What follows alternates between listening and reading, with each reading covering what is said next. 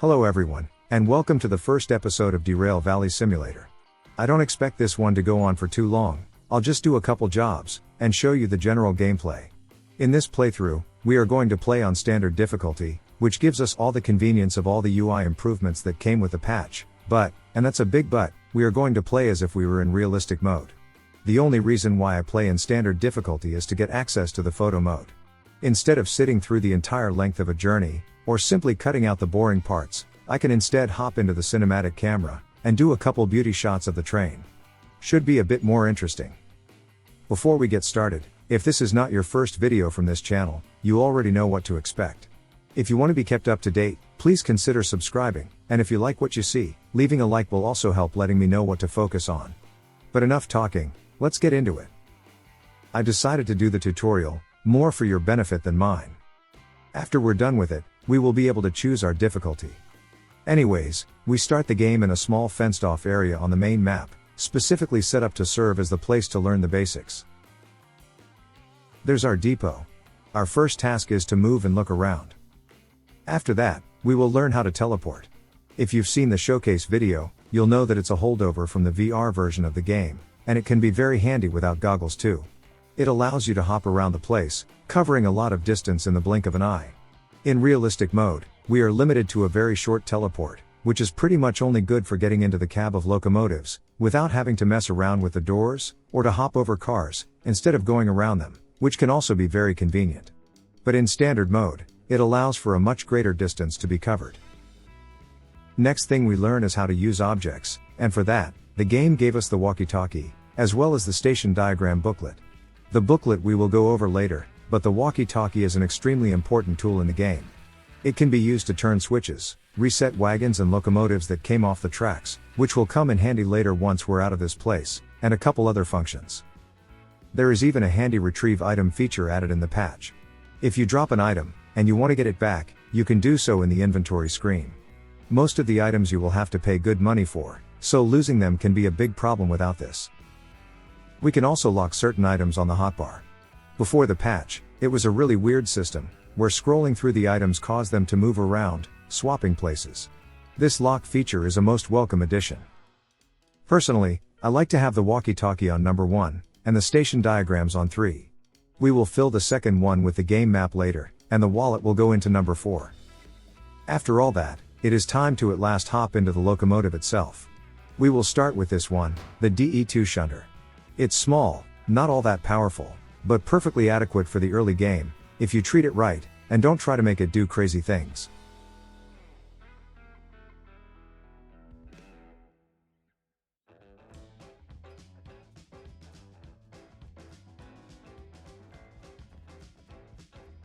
So, how do we get it going? First, we need to flip the breakers on the right-hand side of the cab. The first is the electrics, then the starter, and last, the traction motor, or TM for short. The last two switches are for comfort features, namely the instrument panel and the cab lights.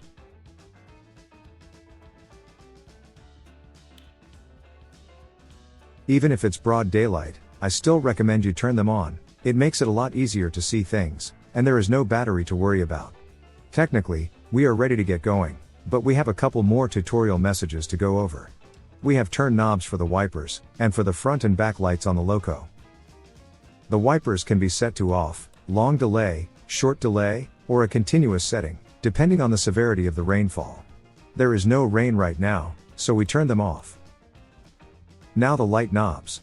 For those two, the default position is the off setting. If you turn them to the right, then you get daylights, low beams, and high beams, in both directions.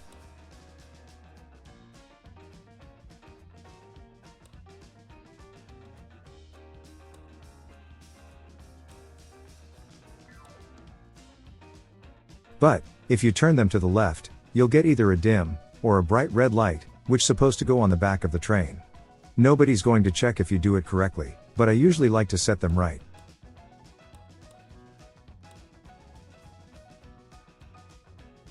After all that, we are ready to start the engine. We just need to turn this knob to the right for a second or two, and it will get going. I would say, after you start the train, you might want to wait a little bit, so the brake system's pressure tank gets filled up. Without that, you might get in trouble. And spoiler warning, we will do just that a bit later. That's those two dials on the top left. The brake pipe, and the main reservoir. Give them some time.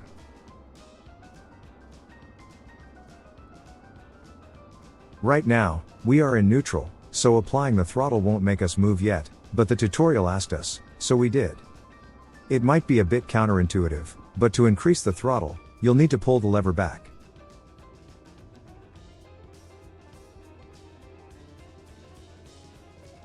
After the message about the RPM is dismissed, we can set the throttle back to neutral. The next dial we need to pay attention to is the TM temperature. This one is extremely important. Never let it go into the red, or bad things will happen. Now, I won't go into the brake system too much, Squirrel already did an exhaustive video about it. You only really need to know that there are 3 brakes on this particular loco. The independent brake will only apply it to the locomotive itself, and it will use the pressure pipes for that. Then there's the train brake, which applies to the entire length of the train, including cars. And the last is the handbrake, which is used for parking, and doesn't use the pressurized brake lines, but a hand-turned valve instead. The small lever is the independent brake, the big one is for the train brake, and the handbrake is in the back wall of the cab, next to the door.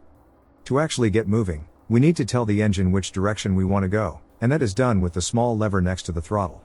It's self-explanatory. Push it forward if you want to go forward, and pull back if you want to go back. After disengaging the handbrake and the independent brake, we can get going at last. Oh, right, the sander. Sometimes, you might get into situations where you need to apply a lot of power to the engine, and that might cause the wheels to slip. You can use the sander to pour sand on the tracks, which will help prevent that from happening, but it's a limited resource, and you will have to pay to refill it later, so be conservative with it. You can use it with that big blue button there. Anyways, the brakes are off, the reverser is set to the forward position. We can get going. Don't get too tempted with the throttle. Apply too much, and you might cause the wheels to slip, which will absolutely damage them, or worse, cause the traction motor to overheat. Right now, we don't need to go too fast. We are still doing the tutorial, and it only asked us to move the loco up to the end of this piece of track.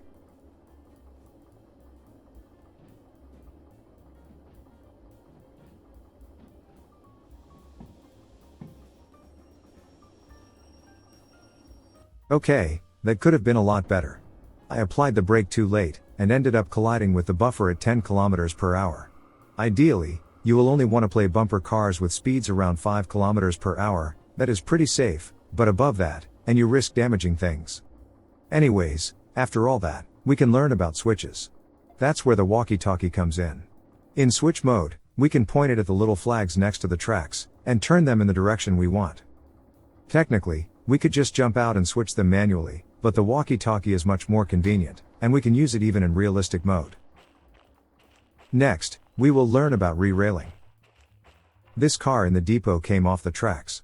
We can once more use the walkie-talkie, by switching it over to rerail mode. If you ever have a car or an engine derail, you can use this mode to put them back. In the tutorial, it's free.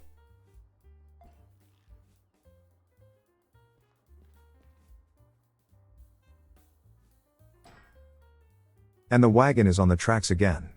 We can learn about coupling next, but first, we need to bring the shunter back to this place.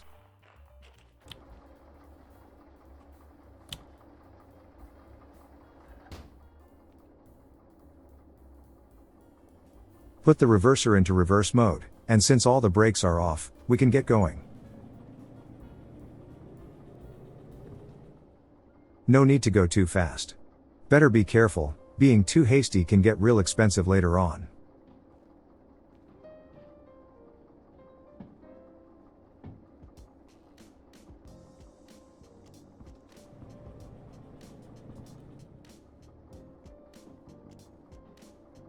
Okay, we're getting close. We can apply the brake now, and slow us down for the contact. We bumped right around the correct speeds. Still, I cut that way too close. Anyways, time to learn about coupling. It's pretty straightforward. You grab the chain, and hook it onto the other side.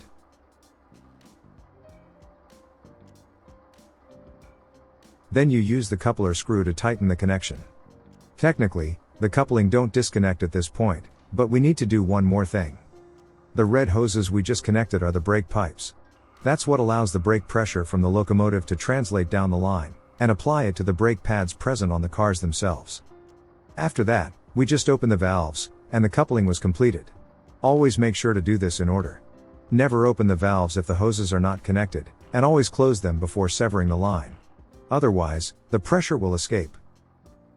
Anyways, technically, we are ready to receive our driver's license. The checklist is complete, so we put it into the validation machine, and it will spit out our licenses.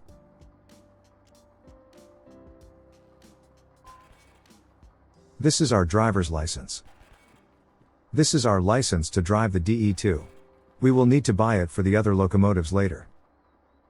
And this one lets us do freight haul jobs around the map. We will need to be certified to do the other kinds of jobs later. It also gave us a key to our equipment locker.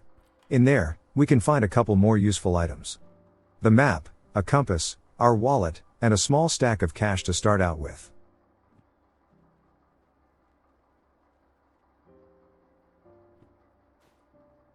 The compass pretty much does what it says on the tin. It points north. As for our wallet, we can use that to pay for stuff later. Remember, this is a VR game at its heart, so it does a lot of interactions in the world through items you can hold in your hands. And this is the game's map, also a physical object. For some reason, we cannot zoom into it wherever we want. I hope we can do that again someday, since it was possible before the patch, so I suspect it will be making a comeback. At this point, our work here is done, and we are ready to go out into the big wide countryside that is Derail Valley. But, before we do that, let's sort out our inventory. We have a lot more space to work with now. I like to put the game map into slot 2, and the wallet into 4. I don't really use the compass, I just orient myself with the map most of the time. Everything else will go into the backpack.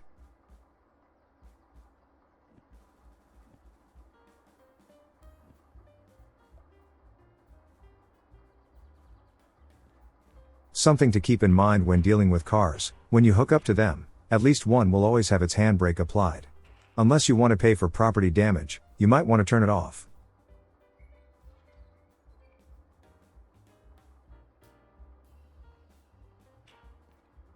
Ah, good excuse to show you the red light at the back. That's what we get when setting the light switches to the left. It's supposed to indicate which side of the train is facing backward, I think. Not sure, I'm not really a train talking guy, I just play one on YouTube. Well, time to leave this place behind. The car is hooked up completely, including the brake lines. Handbrake is off. We can also close the doors to keep the engine noise to a minimum.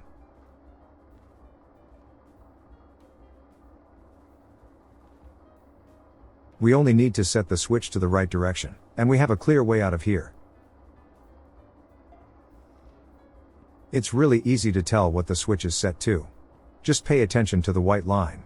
If it goes left, you'll also go left. If it points to the right, you will go right. This time, we want to go to the right, since that's the track that leads out of this place. And that sign there tells us that we want to limit our speed to 60 kilometers per hour. And we need to take these speed limits very seriously. There are points on the map where a little bit of leeway on the speed limits is acceptable, but there are points where even a slight bit of speeding means guaranteed derailment. Anyways, we are ready. The reverser is set forward, none of the brakes are applied, we are good to go.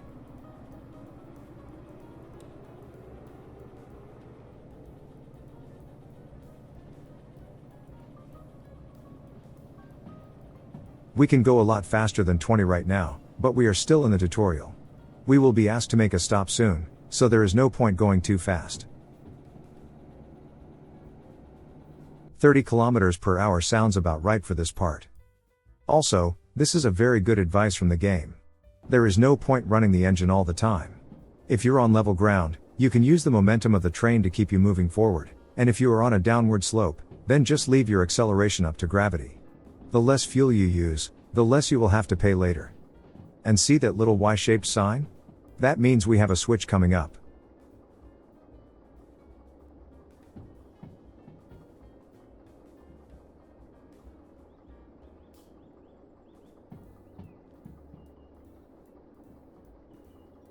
We are right there on the map.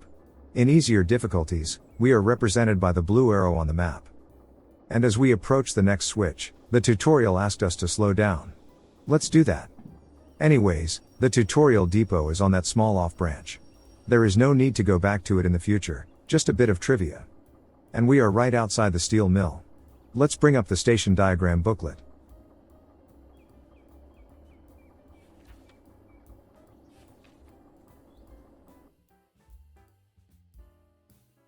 Our destination is that little blue wrench icon on the bottom.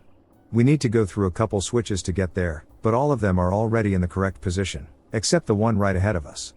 We are approaching the station from the northeast, so we will need to take that into consideration when reading the station diagram. The switch ahead of us is that red dot right after the entrance. And that blue mark is our destination. So, after the next switch, we need to go left, left, left, and then right. But as I've said, all the switches are already set for us. Next, let me introduce you to the external camera. It is very handy when it comes to navigating the stations, but it is not available in realistic mode, so even though we have access to it, we will play as if we didn't. Then we have this very handy little control panel for the train we're in. We can control every single switch and lever from here. Again, this is something that is only accessible on the lower difficulties, so we will not use this outside the tutorial. We can even magically turn switches ahead of us without using the walkie-talkie if we want to in the easier modes. But enough of that. We won't be using any of this during this playthrough. But, don't let that dissuade you.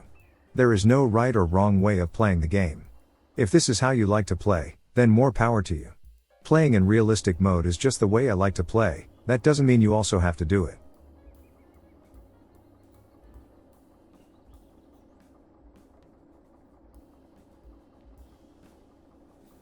We are ready to get going.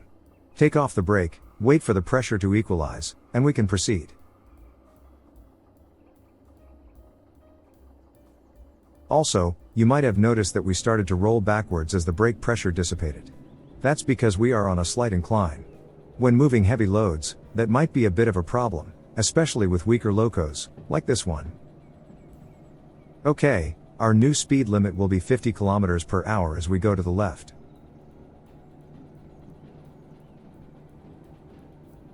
We can easily coast all the way into the maintenance depot from here, there is no need to waste fuel.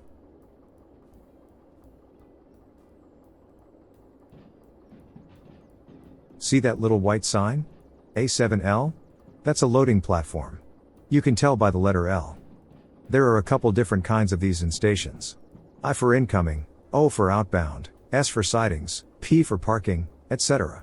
You'll quickly get familiar with those, especially when starting to do shunting jobs. And that's the repair depot ahead. We need to park in there. We can start slowing down now.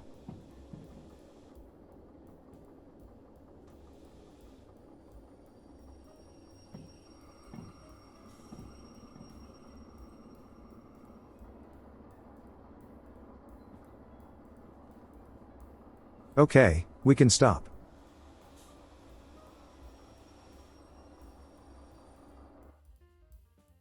We can leave this train here, it will despawn after the tutorial is done. To turn everything off, we can just press that big red button called Fuel Cutoff.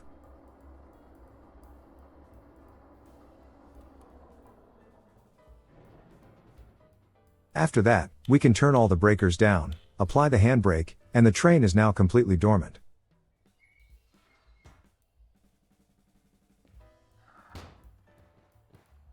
It's also good practice to apply the handbrake on the cars too. You will need to do this when parking them after a job anyways, otherwise the job will not register as completed, so it's a good habit to get into. Next, we can take one of these other DE2s out from the turntable to use in the post-tutorial game. We just need to rotate the turntable to one of those parking tracks. Thankfully, if we get it close enough, it will automatically snap in place.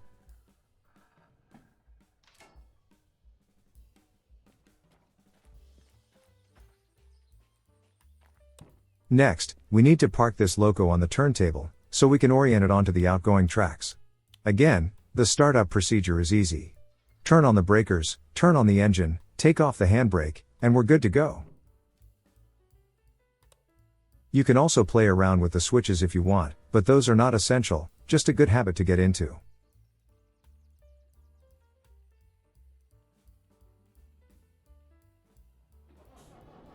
And this is where I make a big mistake. I didn't give the Loco enough time to build up the brake pressure reservoir. Without that, we can only stop with the handbrake. We are going slow, so in normal circumstances, applying the brake would have stopped us. But we had no pressure, so we ran off the turntable. And I applied the handbrake too late. Live and learn, kids, live and learn. No biggie, we have the walkie-talkie, and we are still technically in the tutorial, so we can just re-rail it for free.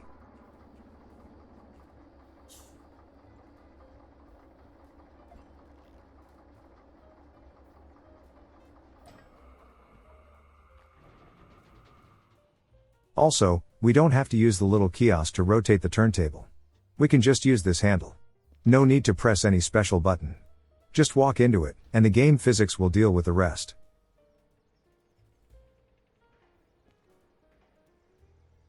It's slower, but more precise.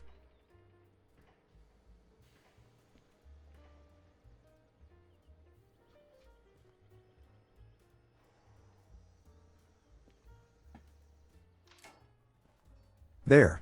We are ready to go.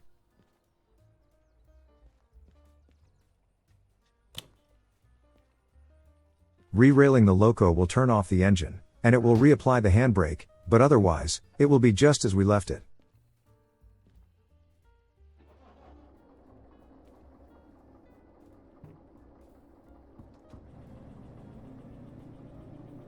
And the brake pipes are pressurized. Let's not make the same mistake again. To finish the tutorial, we need to head to the station office next. It's that white building there. It's easy to find it in places like the steel mill, but in more built-in areas, like towns and the harbor, finding the office is a bit more daunting until you learn your way around those places.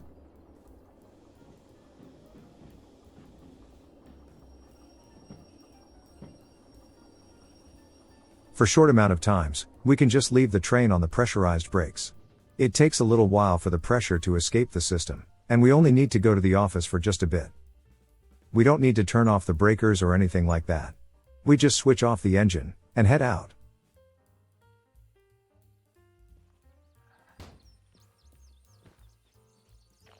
Okay, it might take some time to get used to the teleporting feature. I'm used to playing in realistic, so I might overshoot a couple times. Look! A bit of money.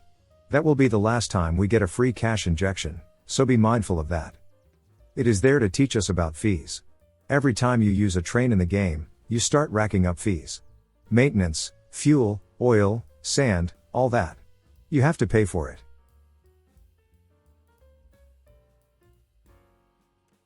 Right now, our copay amount is $100. That means, no matter how much damage we do, we only need to pay $100 as a fee. But, as we unlock more licenses, that amount will go up, and the more experienced you are, the more you will have to pay. After selecting what you want to pay off, you simply use your wallet on the machine, and press confirm. And presto, all your fees are paid off. And this is the end of the tutorial. As I've said before, we will play in standard difficulty, so we can use the more cinematic camera features, but we will treat the game as if we were in realistic mode. And at this point, we are in the actual game, not the tutorial anymore. The training wheels are off. If we mess something up, we have to deal with it. The first thing we need to do is choose a job, and they are these papers on the table. There are 3 kinds of jobs in the game currently.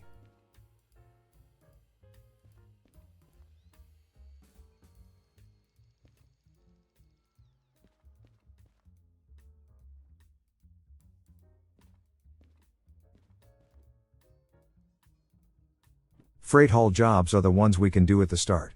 It's a simple delivery from station to station. This one needs us to haul those cars to the harbor and town station, which is this one down there on the map. All of them are color-coded, so they are easier to find around the map.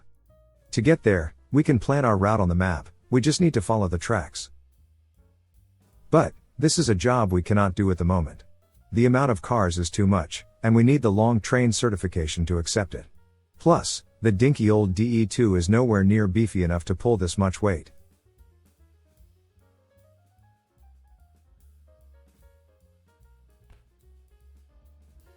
The next job type we can do is the logistical haul. This requires us to pick up empty cars at the current station, and move them to another place where they could be used.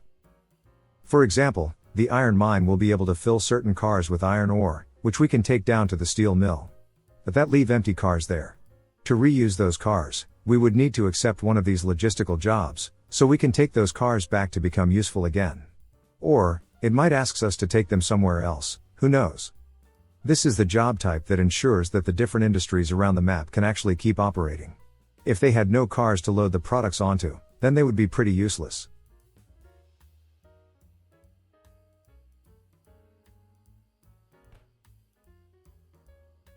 The third and last job type in the game is shunting. This is the easiest, but at the same time, most time-consuming job there is. This is the job that is used to move cars inside stations, load or unload them, park them where they are needed, all that jazz. Basically, you either pick up a train that arrived recently, unload the contents, and then park the cars all over the place. Or, you need to do the opposite, gather specific cars from different sidings around the place, assemble them into a train, load them up with cargo, and then park the finished train into one of the outbound platforms. Honestly, if you want to learn the layout of a specific station, this is the kind of job you want to take on. But, at this point, we only have access to simple freight haul jobs, so we can put the logistical and shunting papers to the side. And we can also put the green ones away, where we don't have the necessary certifications. And that leaves us with a single job we can actually accept. We need to move 5 cars of steel rolls to the goods factory and town station. That's great. I know that place like the back of my hand already, and it's pretty close. Plus, it will pay us $18,000, which is a pretty good payday this early in the game. And if we make it in time for the bonus payout, we will get 50% extra for our effort. According to the map, it should be a pretty short drive over easy terrain. The town itself is at the foot of a mountain, so we might need to climb a little when we get there, but otherwise, the terrain looks good. But, before we accept the job, we should prepare. We have an extremely generous 92-minute long bonus timer on the job, so we can easily make it without thinking ahead, but that won't always be the case. As we unlock more licenses, the bonus time allowance will start decreasing, so the sooner you start getting into the habit of preparing, the better. And we just found the cars we need to pick up. 5 flatbed wagons with steel rolls on them. There are no other trains anywhere, so it's safe to say that we have what we need. Also, remember that we approach the station from the northeast. The destination is in that direction, so we need to connect to those cars accordingly. It doesn't really matter if you push or pull the cars, but for better visibility, you will be better off if you are at the front of the train. So, before we accept the job, let's take our locomotive, and park it right in front of those cars. Maybe even couple them together, it won't affect anything. Hell, you can even be already in motion when you put the paper in the validation machine. You don't actually need to be inside the cab for the train to move. You set things in motion, jump out, and do other things, while the train rolls around.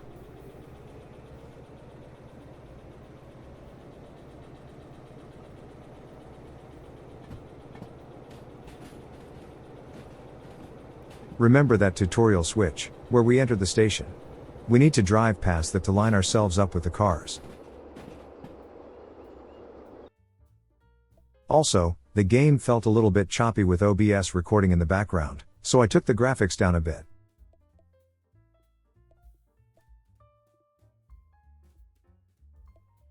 Ah, that feels a lot better.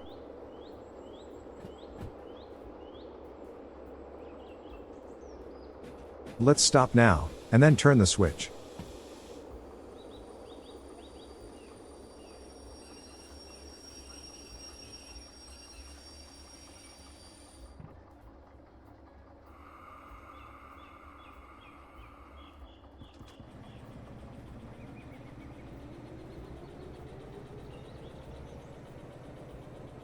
No need to go too fast, we are not on a timer yet.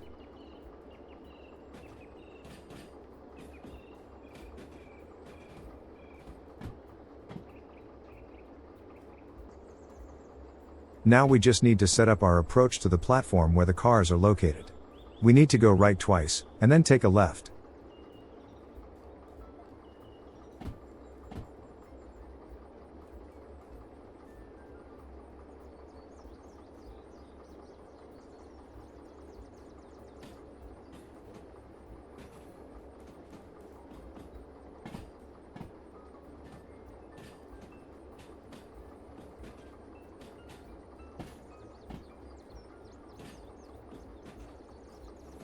And we are on final approach.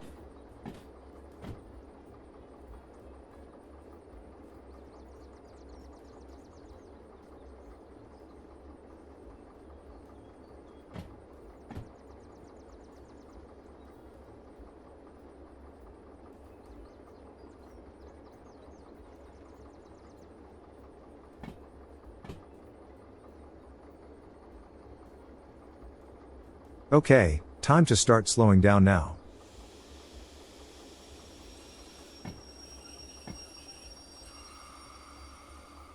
That's a bit too much.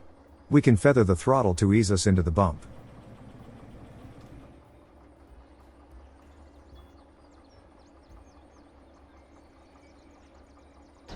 And we have contact. Let's hook things up, and then get the job validated. Same as before.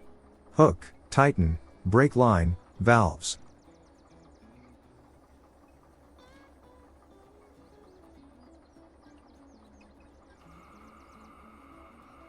Also, let's take off the handbrake from the cars.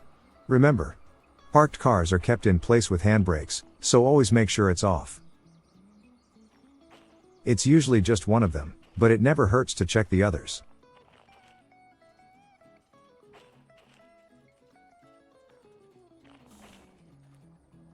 At this point, we are prepared. We can validate the job.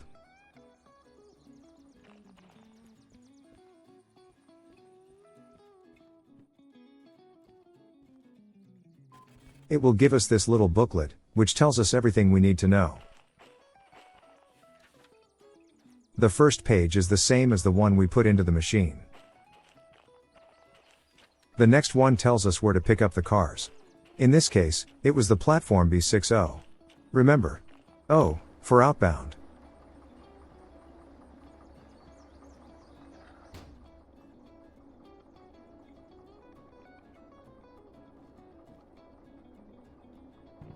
So, we are good to go. Time to start our journey toward that little factory town. And as you can see, with all that weight behind us, the locomotive is not nearly as nimble as it was before. It takes a long time to get up to speed. And, if we apply too much power, we will add wheel slip into the equation, which is something we should work hard to avoid. It damages the wheels, which only increases the fees we need to pay. Make sure to be gentle with the controls. And pay close attention to the dial below the temperature readout too. That's the amount of current we put through the traction motor. I like to keep that one around 400, which is a pretty decent amperage.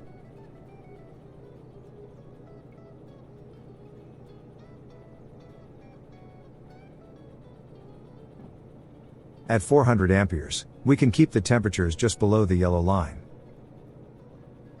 And once we drop below 400, we can increase the throttle by a notch.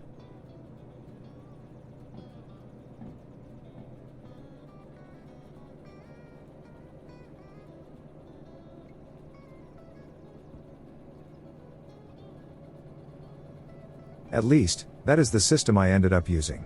It served me well until now. And we are about to leave the station. Before we start the cinematic montage, we still have a switch to change. Remember, this is where the tutorial depot was, and it is still set to the direction that leads back there. We need to go the other way.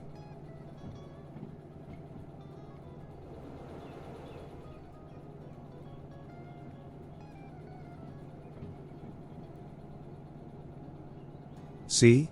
That Y sign indicates that we have a switch coming up.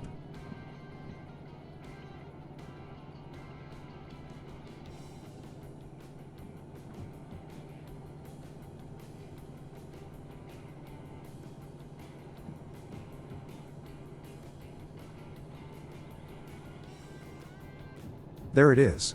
Instead of going right back to the tutorial depot, we need to go left.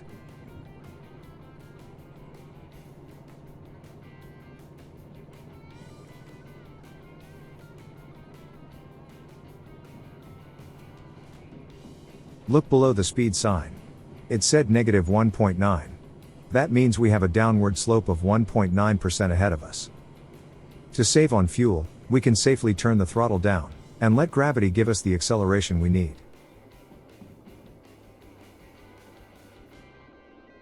There is no power being applied to the wheels, and we are accelerating. Science.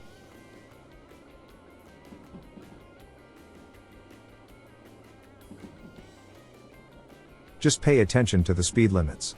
We need to stay below 70 km per hour. I think we arrived to the bottom of that slope now, so we shouldn't accelerate anymore. Yeah, we are holding a steady 60 on the speedometer. At this point, we just coast toward the destination, and speed up or slow down according to the speed limits.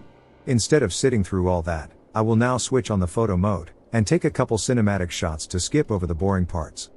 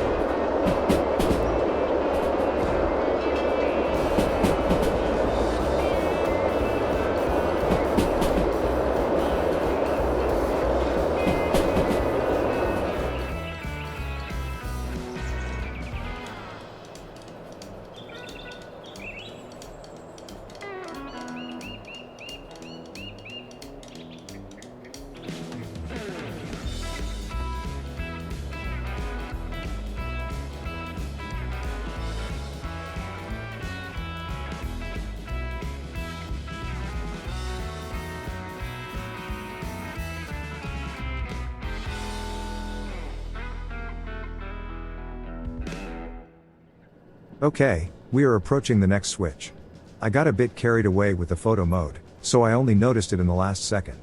Barely managed to switch it to the correct direction, and only slowed to 50 at the last possible moment. But we got away with it. It was extremely lucky that we didn't end up derailing ourselves back there.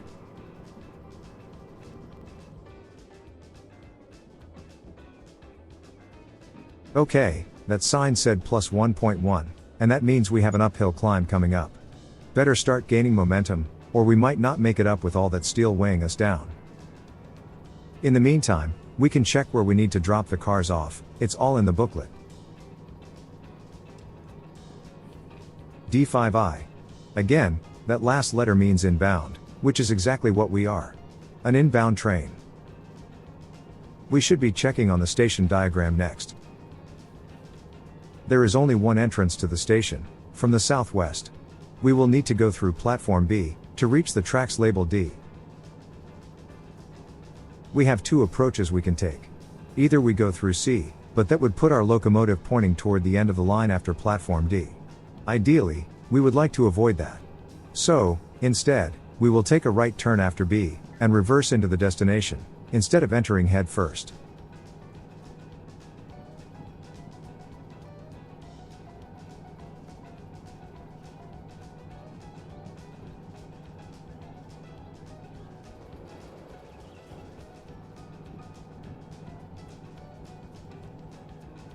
We are already struggling with that uphill climb, and lost more than 20 km per hour of speed since we started. Let's just hope that we can make it all the way up.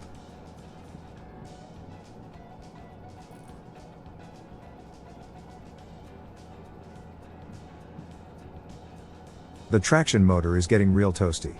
We should ease back on the throttle, but that also means we will lose even more momentum. It's a delicate balancing act. But look! We have the viaduct in sight. That's the mountain railroad heading up toward the iron mines, and it goes right over the entrance to the town. We are getting close.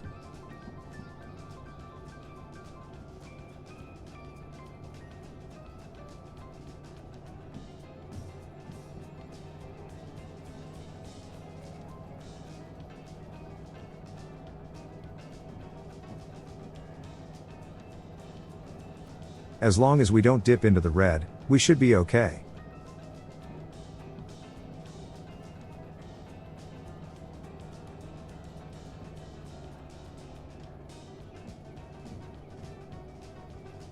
And what a joyous sign.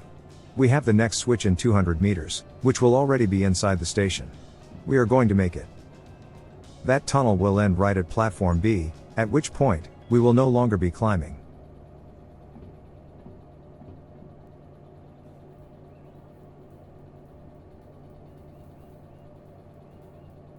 This little shunter is barely capable of doing this job, so we are kind of lucky that we had enough momentum to get up here. Let's celebrate with a little cinematic shot of the train entering the tunnel.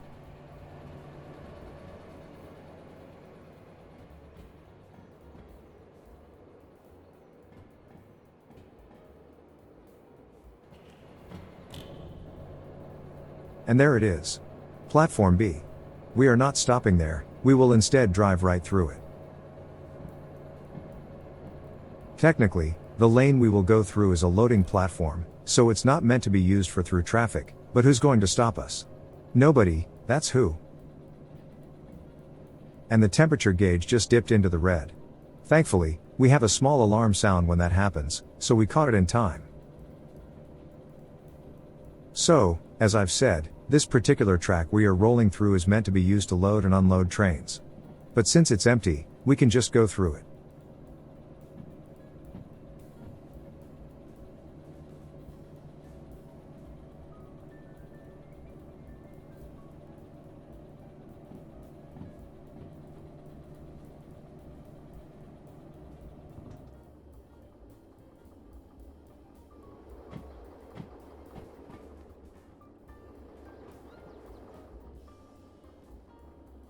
Next, we will turn to the right, so we can start setting up our reverse approach to the D yard. That is the switch we are passing now. The next one is what we would need to use to back into the service depot. As you can see, the diagram is not a perfect representation of the real track layout. It's like the London Tube map. It's just a diagram, not a top-down view of the place. The one after that is what leads to two separate sidings. Those are the tracks with the S designation. That's where we can park unused wagons. And it seems we already have two cars there already, ready to be shunted around if a job asks for it.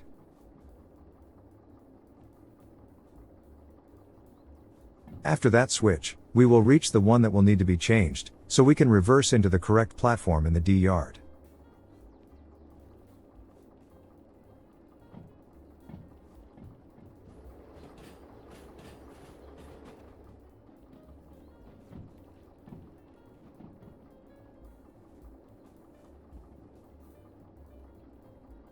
There it is. Our destination.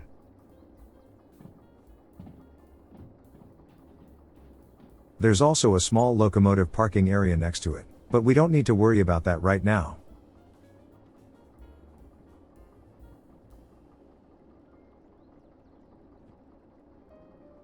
So, we need to drop the cars off in D5I. Let's turn the station diagram to the correct page. It seems we will need to go straight, take a right, and then a left, and that's how we get into the correct track. At this point, we should be past that last switch, so we can stop and set up our approach.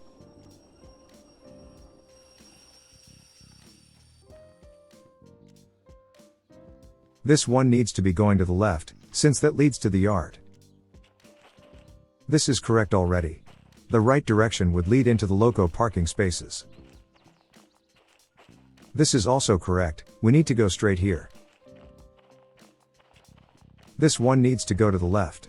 And that will lead us straight into the designated target platform, D5I. And it seemed to be a nice empty space we can use. There are times when cars might already be present, and in those cases, you will need to push those down the line to make space. And here, I made a mistake. I completely misread one of the switches, and we will end up backing into the wrong platform at first. Anyways. Brakes off, put it in reverse, and we can start backing into the yard. Also, the more cars we have attached to the loco, the longer it takes for the brake pressure to equalize. Something to keep in mind.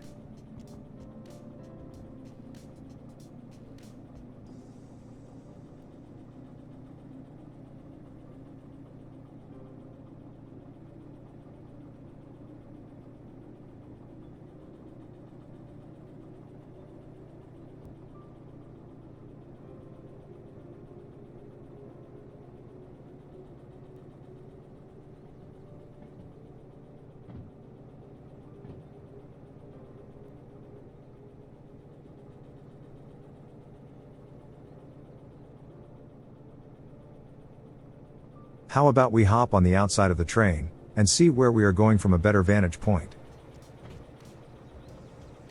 This is what will alert me to my mistake, and allow me to fix it in a timely fashion.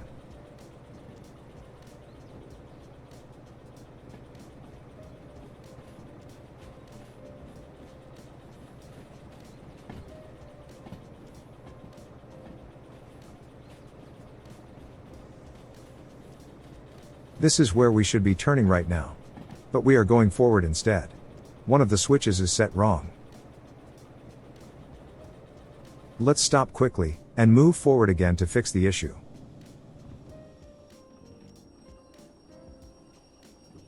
This particular switch should be facing to the right.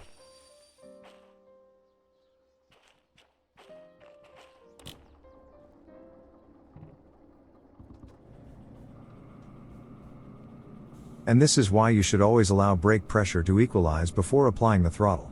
Look at the temperature rise. All that energy has to go somewhere, and instead of being converted to movement, it goes into heat instead.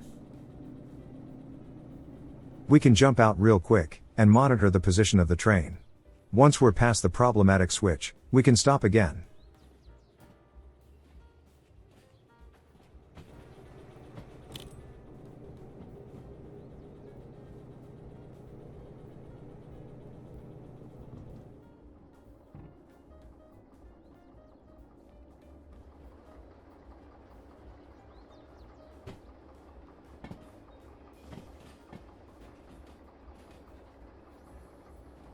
That should be far enough.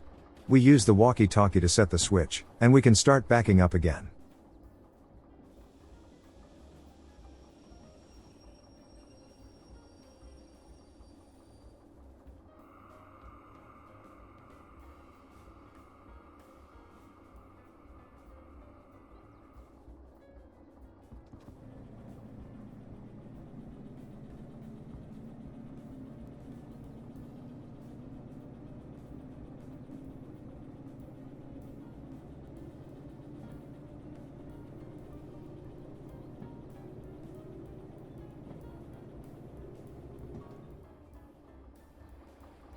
Let's make sure we did it right this time.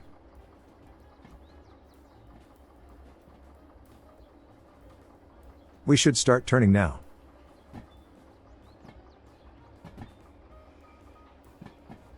Perfect, the last car is moving to the right.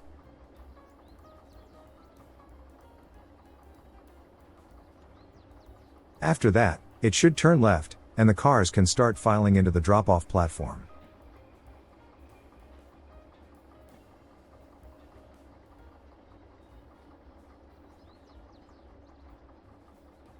Okay, we are in the right track. Let's try to speed up a little bit. This video is long enough already.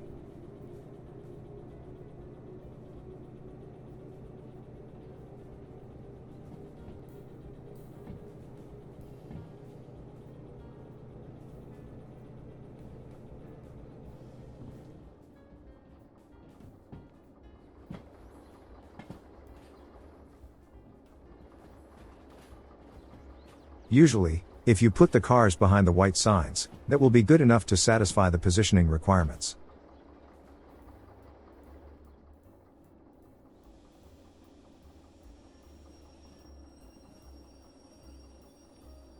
And we are almost done. We still need to decouple the cars, and for them to be considered parked, we also need to apply the handbrake on at least one of them. Also, this is a good point to demonstrate what would happen if we decouple things incorrectly. If you disconnect the brake lines without closing the valves first, all the pressure will escape.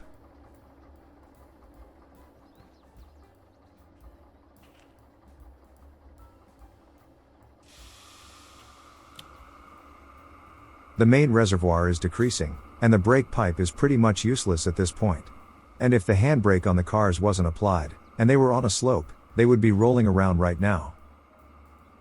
But, we stowed them away correctly, so they are perfectly fine.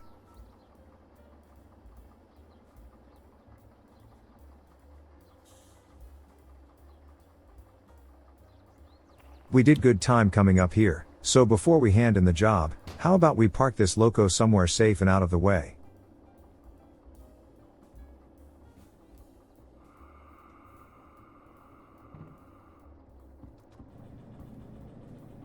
We have a couple parking tracks right next to the D yard, but those are already occupied by other engines. How about we go into the maintenance depot instead?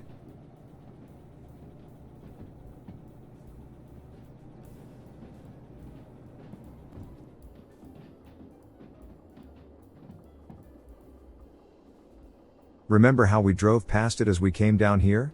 We can just go back the same way, and reverse into the depot that way. We need to go right here to get back to it.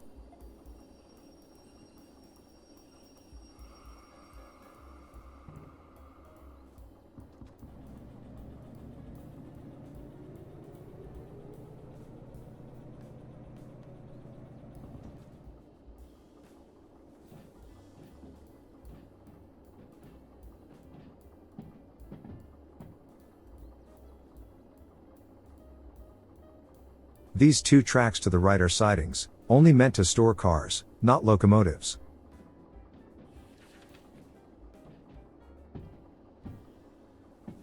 The next switch will get us into the depot, but only after we turn it to the left.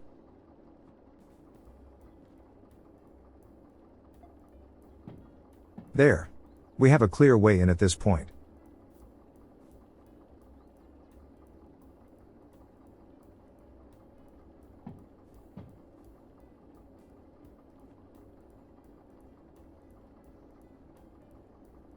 We cannot use the maintenance facilities yet, we don't have the license for it, but we still need to put the loco somewhere, so might as well use that.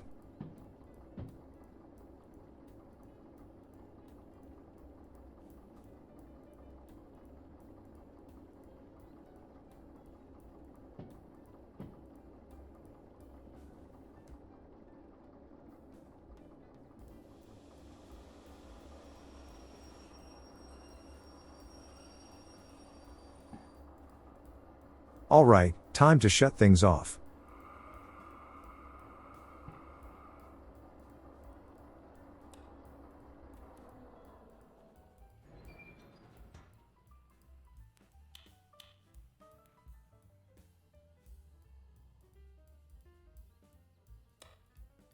And this loco is now completely powered down. We can hand in the job.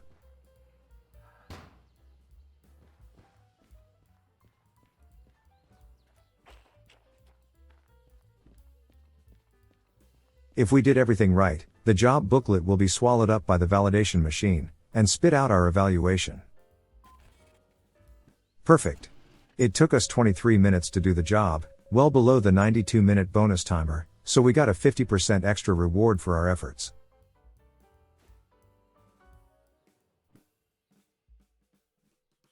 There. The base pay was $1,800, but we got $9,000 extra for the timely delivery. The last 2 pages are for property and environmental damages we could have caused along the way. Let's just say, derailing a bunch of tankers full of oil is not the best thing for the flora and fauna in the valley. And since we're done with that, we can safely put that in the bin. But, I didn't want to end there, I want to prepare a little for the next episode. How about we use all that money to buy some new licenses? First, we need to pay off any fees we incurred, and thanks to our low pay, we only need to pay $100.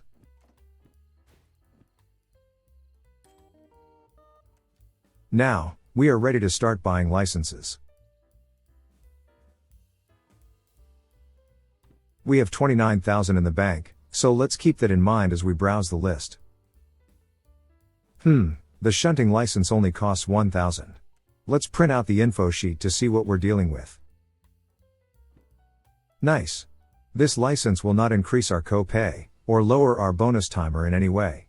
This is a no-brainer.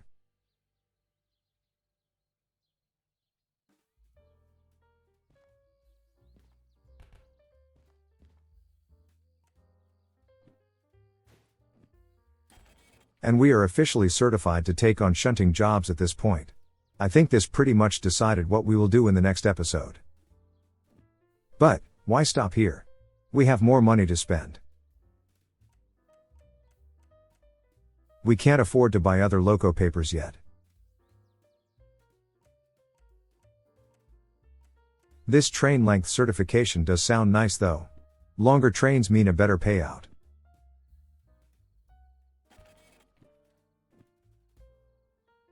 Now, this one will increase our co-pay by 1,900, and lower our bonus timer by 2%.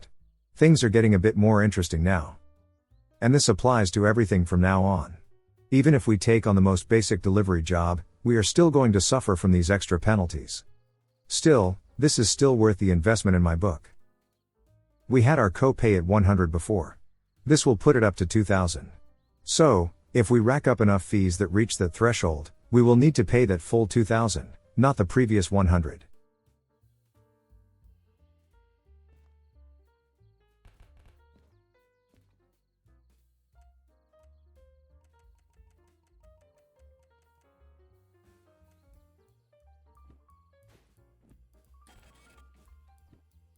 And we are certified to move longer trains around.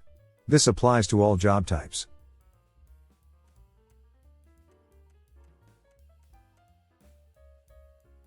The next license we should buy is the manual service one. That will allow us to use the maintenance services present in most stations. If we do that job ourselves, that will cut our repair and refueling fees in half, so the sooner we get it, the bigger the benefit will be in the long term. It does increase our co-pay by a further $7,000, but as I've said, it helps to offset the repair costs, so it is a worthwhile investment. Sadly, we can't afford it right now. Our bank balance is below the 20,000 we need to afford it. But, we did get the shunting license just now, and we can work with longer trains now. We can do some jobs at this station next, and we can buy it after that. And I think I will leave it at that for now. As I've said, the next episode will likely deal with the next job type, shunting. We will need to assemble a train from the cars present in this station's siding tracks, and then take those cars to the loading platforms, fill them up with cargo, and then park the newly assembled train in one of the outbound tracks. Or, maybe we will get the opposite kind of shunting job, where we need to take a newly arrived train, unload it, and then stash the wagons into the designated sidings, making sure that we park the correct cars in the correct places. Who knows, maybe we will be asked to deal with the steel delivery we did today. That would be a fitting continuation of this little journey of ours. Anyways, if you haven't done it already, I'd love it if you subscribe to the channel, and leaving a like would also let me know that this video was worth making. If you feel that it was good enough, and you can afford it, please consider going to my Ko-fi page, which you can find in the description, and donate an amount that you feel is appropriate. And if you did like what you've seen, there should be links to some of my other videos and playlists on the screen. Thank you for your support, and I'll see you in the next one.